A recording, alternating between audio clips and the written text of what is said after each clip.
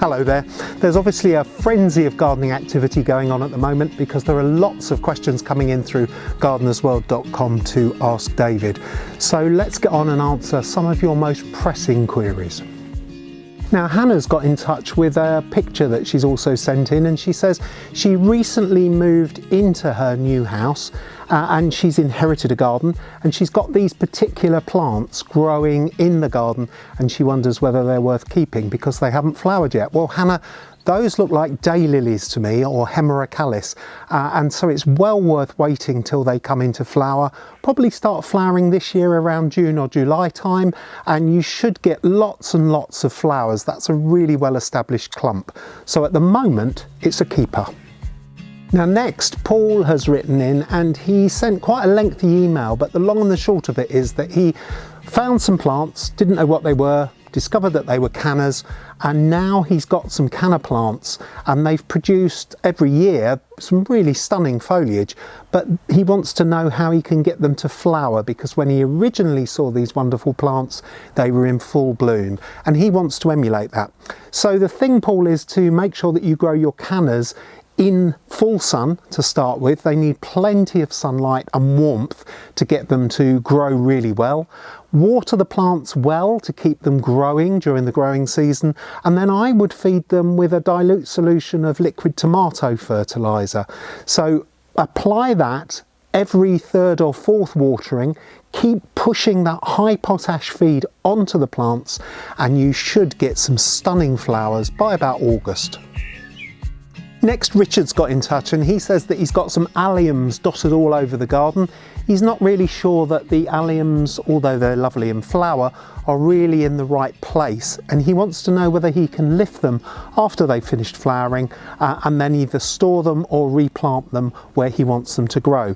So the thing, Richard, here is that you probably need to leave the plants until they've died right the way down. So they'll finish flowering, the foliage will remain green, then it will gradually turn yellow and then a strawy colour, and as soon as that dieback has finished, then you can lift the bulbs and then either store them, because by that time it'll probably be about end of June time, lift them and store them somewhere dark and cool, and then plant them back out again in about September.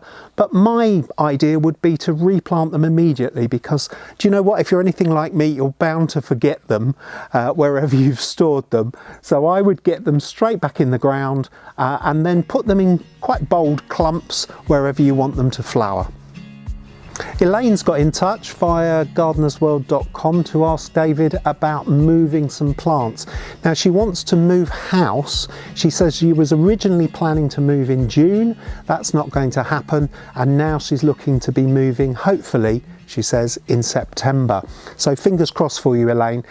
The key thing is to leave those plants in the ground at the moment. I wouldn't go anywhere near them and lift them and pot them up, because they will then be relying on you for their nurture and their care through the rest of the summer, and who knows what that's going to bring. So I would leave the plants in the ground for as long as possible.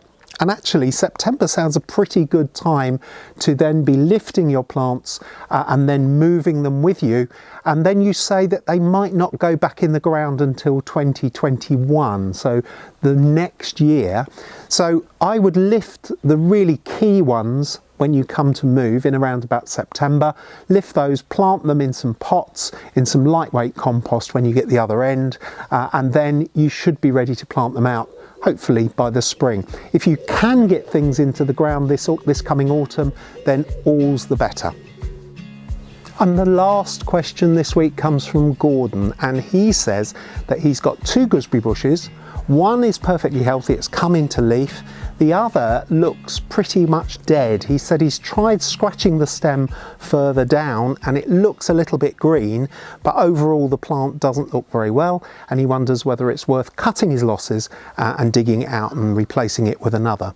Well, Gordon, here I would be probably err on the side of caution. I would cut the bush hard back down to probably about 20 centimetres or 8 inches above the ground, just to try and force this plant into growth. leaf, because gooseberries are normally pretty well vigorous and will come back if they're pruned hard back.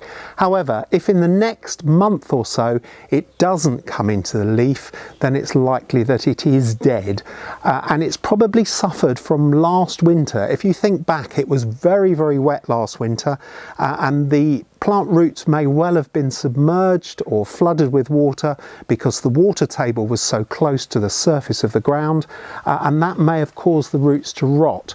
It may have affected this particular plant, but the other one, albeit a short distance away perhaps, is still okay because its conditions were just that little bit better. Now, this dieback as a result of inundation to the soil during the winter is quite common, and you may find it occurring on a lot of fibrous rooted plants, things like rhododendrons and azaleas and pieris, even skimmias, and a whole wide variety of shrubs may have suffered from being in saturated ground during the winter. A big proportion of their roots will have rotted off, and that may start the plant on the slippery slope towards its demise. So if that does start to happen and the plant either hasn't come into leaf or it has got leaves, if it's an evergreen and they're looking a bit sorry for themselves, then the best thing to do is to try and reduce the top growth, prune it hard back, and see whether the plant just can cling on to life just enough to regrow while it re-establishes its root systems. So Gordon, give that a try. There's another batch of your gardening questions answered. Don't forget to keep sending them in to gardenersworld.com, and in the meantime, I look forward to seeing you again next week.